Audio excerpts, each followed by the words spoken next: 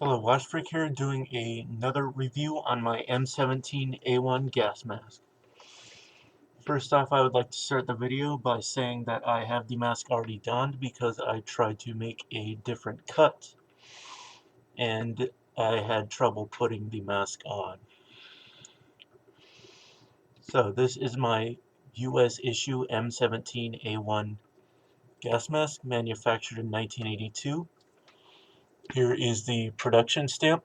It was made by Mine Safety Appliances, and it is part of the M17 series of masks used from 1959 to 1993 when they were declared obsolete and replaced with the M40. Starting the video off with my helmet, showing how they use it during the Gulf War. Let's go ahead and take that off. So I've had this mask for quite a while now. I traded an MSA Advantage 1000 mask for this one.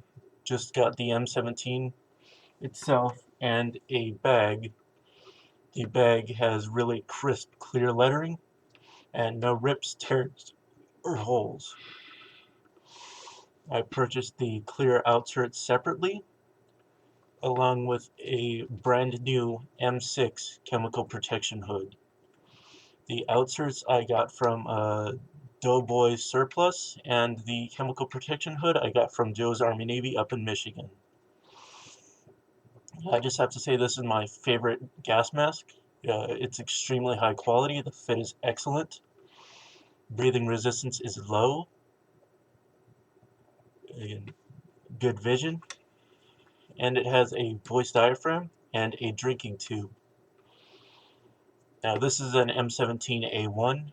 It is differentiated from the original M17 series by having a drinking tube, and is differentiated by the later M17A2 series by having a resuscitation tube, which was intended to allow soldiers to perform CPR on each other. However, it was found to expose both personnel to contaminants. Now this is a cheek filter type mask. The filters are housed in internal pockets in the cheek. There is no external canister. The advantage of this type of gas mask is that it is usable by both left and right-handed shooters, with no need to produce masks with stems on the different sides. However, being a cheek filter mask, this has a disadvantage in that you must remove the mask in a chemically contaminated environment in order to change the filters inside the cheek pockets. So there's really no good way to do that, holding your breath, and then you need both hands in order to replace the filters in this mask, which I'm assuming is why they replaced it with the M40 series. Now, the notable features of this mask are that it has dual eye lenses, cheek filters, a voice emitter assembly, and a drinking tube.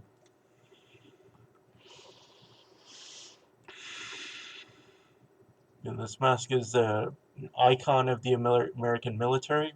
Pretty much anybody who served prior to 1993 has used this, and it's just a fabulous mask. The breathing resistance is very low, vision is very good, and the voice diaphragm is very clear. Now, before I take the mask off to finish the review, I will show the drinking tube function. So what you need to do is unhook your drinking tube. And first, make sure you have a canteen equipped with the M1 canteen cap. You're going to pop it up, insert the drinking tube into the top, and the manual for the M17 recommends that you blow to generate positive pressure in the canteen so that you do not have to suck on the drinking tube. Then you use the little activator lever to move the tube towards your mouth. You grab it with your teeth, blow into the canteen, and proceed to drink.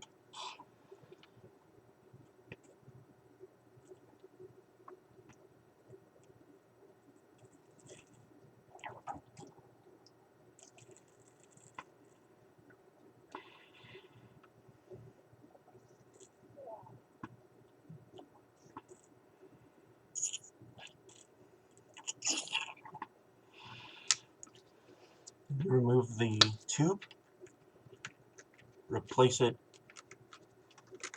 into position, and then close up your canteen.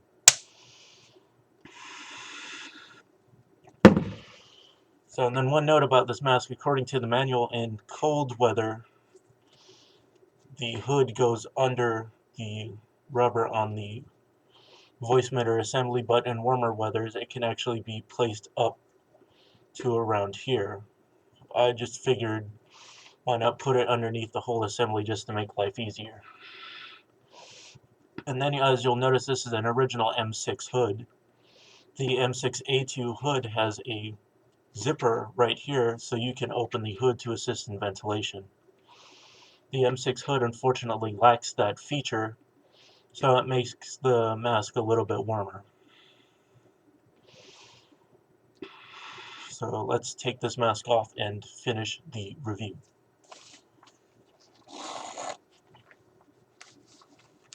Oh, and then this is the proper way to wear it, with the straps underneath your arms to keep the hood secure, and with the drawstring closed up to make the mask nice and snug.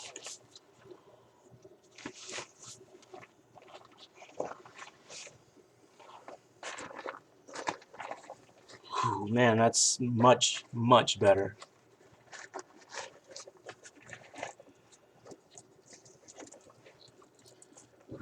So now, as you can see, it's got a 6-point harness. It's easily adjustable and extremely comfortable. Just a word of note on these straps right here. Make sure not to adjust them too tightly, or once you take the mask off, if you need to put it on in a hurry, you will not be able to. So just leave them a little bit loose so you can adjust them after you put the mask on. And there's a very informative video on YouTube on how to properly don and fit the mask.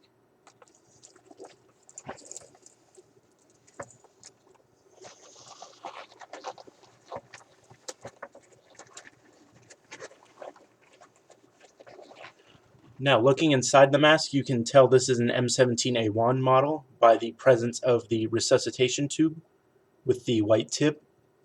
There is an external hose you connect to it, and then you connect it to the person you were trying to resuscitate.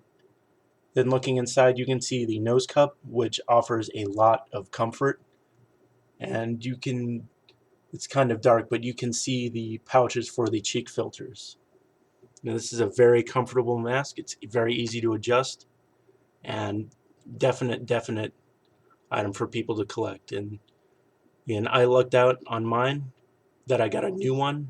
A lot of people get very old ones from the mid to late 60s to the mid 70s. Mine was at the end of the production run for the M17A1 model.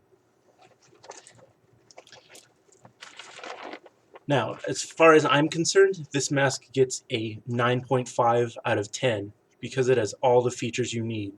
It has a drinking tube, voice emitter assembly,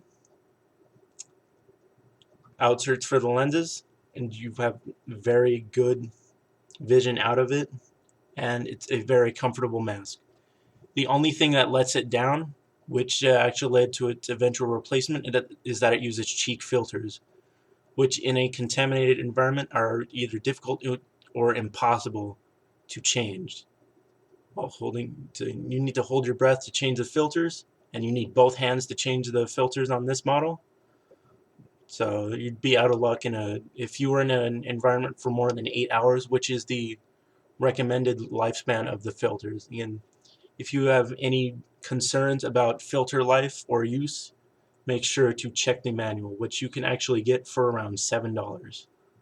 And I checked my manual thoroughly, read it front to back. That's how I know pretty much everything there is to know about this mask. Found one note about changing the filters. It's very similar, almost identical to the M10M and PBF. Getting the flaps on the nose cup off of the buttons are easy. Getting them back on is relatively difficult. What I recommend is using a pair of needle nose pliers. I actually used a dummy round to actually stretch the rubber over the button. So again, 9.5. Only thing that lets it down is the cheek filters. And another plus about this mask, which in my opinion beats out over the M40, except for the cheek filters, is that it's made of the butyl rubber, not the silicone rubber as with the M40, which the silicone rubber of the M40's facepiece is susceptible to corrosion by blister agents. So, which is why they had to hurry up and get the second skin on there. And one final note, in the manual, it specifically states that this mask does not protect against ammonia-based agents. So I strongly recommend against playing around with ammonia of any kind, even just to test the mask, like I see a lot of kids doing. So just I hope you guys like my video, and please comment and subscribe.